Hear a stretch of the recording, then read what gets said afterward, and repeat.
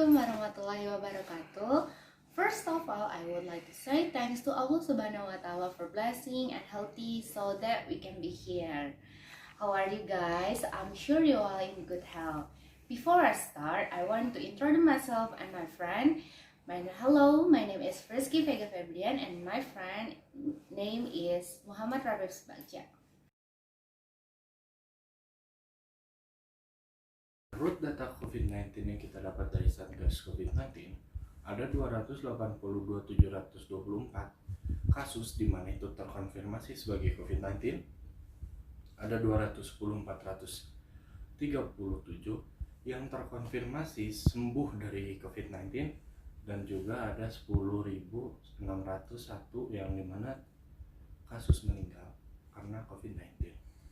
Dampak penyebaran COVID-19 ini menyebabkan banyaknya dampak bagi Indonesia juga, seperti pada dunia pariwisata, pada dunia ekonomi, UMKM, dan khususnya dunia pendidikan.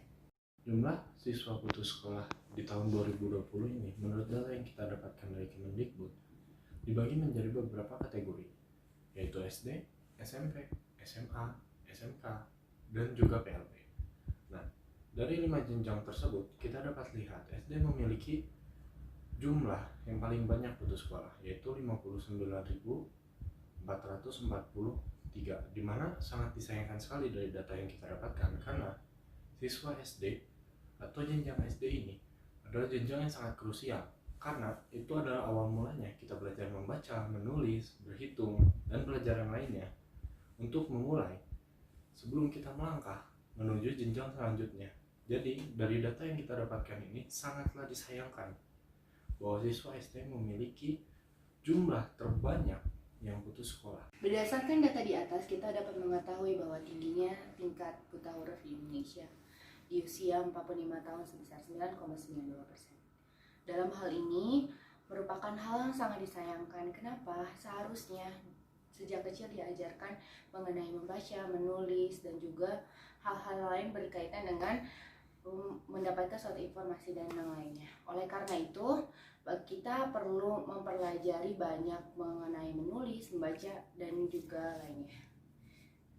Selanjutnya, kondisi psikologis pada siswa. Di Indonesia ini kasus bullying sangatlah banyak terjadi di sekolah dasar, sekolah menengah, atau lainnya. Oleh karena itu, kita dapat mengetahui dari data di atas 41% ini mengalami perundungan. Perundungan ini dibagi menjadi dua. Yang pertama adalah perundungan secara fisik ataupun perundungan secara verbal. Perundungan secara fisik ini biasanya adanya suatu pemukulan atau aktivitas fisik lainnya. Perundungan secara verbal biasanya adanya ejekan oleh teman dan lain-lain. Hal ini disebabkan banyaknya biasanya siswa tersebut mempunyai kekurangan pada dirinya sendiri, ataupun dia mempunyai kelebihan, ataupun biasanya dia berbeda dengan orang lainnya. Oleh karena itu, pentingnya kita untuk mengatasi bagaimana kondisi psikologi siswa ini.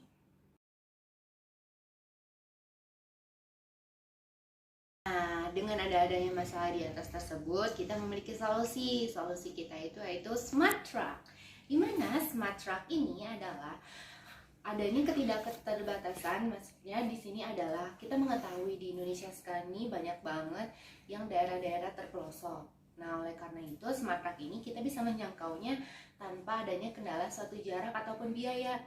Di Smart Track ini kita diajarkan bagaimana cara belajar, pembelajaran mengenai teknologi, dan juga pembelajaran lainnya.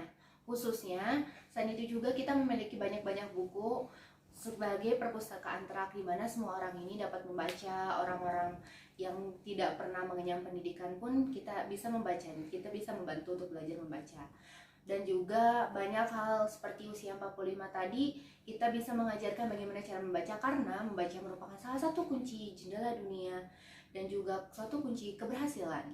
Oleh karena itu, pentingnya kita untuk mengetahui dan juga pentingnya untuk belajar. Penerapan Smart Track yang pertama adalah membantu anak-anak atau orang dewasa yang ingin belajar tetapi memiliki kendala biaya ataupun jarak. Karena biasanya orang yang tinggal di daerah terpencil memiliki masalah biaya karena mereka harus menghidupi kehidupan sehari-harinya dan tidak memiliki penyisihan untuk melakukan kegiatan pendidikan. Lalu yang pertama adalah jarak. Karena jarak biasanya menjadi kendala bagi orang-orang yang tinggal di daerah terpencil karena mereka tidak memiliki akomodasi yang memadai untuk mencapai daerah di mana kegiatan belajar mengajar berlangsung. Lalu yang kedua, membantu menumbuhkan minat baca semua orang, karena kami akan berusaha memotivasi dan meningkatkan minat baca setiap murid yang ada di Smartrak ini agar mereka senang untuk melakukan membaca, menulis. Maka dari itu kita akan meningkatkannya dengan cara melakukan games atau membantu memberikan kesenangan atau hiburan dengan games yang berhubungan dengan pendidikan. Misalnya kita sedang mendidik, kita sedang melakukan kegiatan belajar mengajar, kita akan mengisi waktunya agar mereka tidak merasa bosan dengan hiburan atau dengan games yang berbasiskan pelajaran. Lalu mengurangi tingkat kecemasan psikologis ataupun kondisi sosial anak. Karena kami akan berusaha mendekatkan tiap anak dengan anak lainnya agar kondisi mental mereka lebih stabil dan lebih senang, agar mereka memiliki teman, agar kondisi sosialnya juga baik. Lalu memberikan pengetahuan tentang teknologi. Kenapa zaman modern ini teknologi penting? Karena semua data ataupun informasi yang kita punya dan kita sampaikan dalam kegiatan belajar mengajar ini menggunakan basis teknologi. Jadi mereka harus mengerti dulu tentang teknologi sekarang agar penyampaian materi yang kita sampaikan akan dapat diterima oleh mereka dan dicerna oleh mereka dengan sangat baik dan maksimal. Lalu memberikan kesempatan kepada orang-orang yang belum mendapatkan pendidikan untuk dapat belajar. Tentunya apabila orang-orang yang belum bisa membaca, menulis, kita di Smartrak ini akan memberikan mereka peluang untuk melakukan itu agar mereka menjadi orang-orang yang memiliki pendidikan dan bisa mengenyam bangku kuliah ataupun bangku sekolah, di mana itu akan sangat penting untuk nanti mereka melaksanakan kehidupan berkomunikasi, menjalankan pekerjaan dan lain-lain. Kekurangan dari Smartrak. Meskipun banyak kelebihannya dan banyak manfaatnya, Smartrak juga memiliki kekurangan, terutama di bagian biaya, karena kita harus membeli akomodasi yaitu truk ataupun minibus untuk kita melakukan kegiatan belajar mengajar. Lalu selain itu juga kita membutuhkan biaya yang banyak untuk membeli buku-buku, mulai dari buku tulis, buku membaca ataupun buku pelajaran agar dapat memenuhi kebutuhan ilmu dari setiap orang. Lalu juga ada akomodasi yang paling penting, yaitu bensin. Kita harus terus-menerus mengeluarkan biaya untuk membeli bensin. Karena apa? Ini akan terus-menerus dipakai. Karena kita melakukan Smartrak ini dengan jalan dari tempat ke tempat lain, lalu kembali ke tempat itu, lalu kembali ke tempat yang lainnya. Jadi bensin akan sangat menjadi beban dalam Smartrak ini. Tapi saya yakin kemauan dan banyaknya donatur yang akan memberikan kita dana untuk kita melakukan kegiatan Smartrak ini agar bisa berjalan, agar bisa membantu orang lain. Karena membantu orang lain, apalagi membantu dengan ilmu, kita tidak akan pernah rugi, karena ilmu itu akan terus dipakai dan kebaikan itu akan terus mengalir untuk kita semua yang membantu dalam pendidikan atau dalam kegiatan Smartrak ini.